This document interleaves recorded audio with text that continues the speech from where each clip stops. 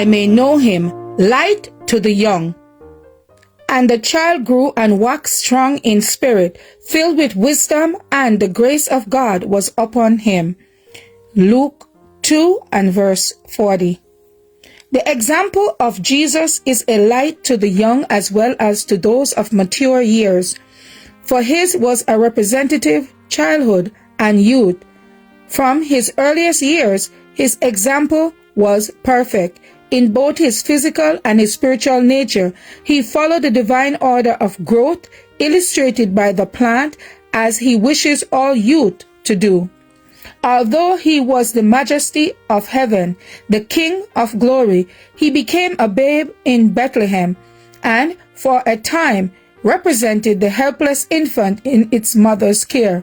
In childhood, he did the works of an obedient child. He spoke and acted with the wisdom of a child and not of a man, honoring his parents and carrying out their wishes in helpful ways, according to the ability of a child. But at each stage of his development, he was perfect, with the simple, natural grace of a sinless life.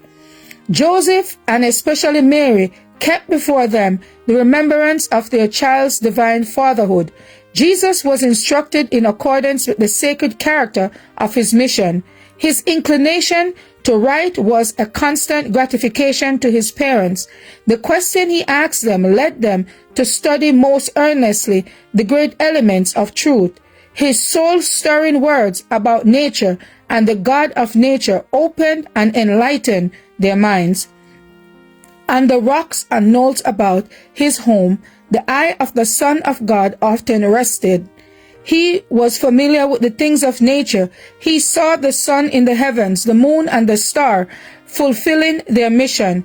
With the voice of singing, he welcomed the morning light. He listened to the lark caroling forth music to its God, and joined his voice with the voice of praise and thanksgiving.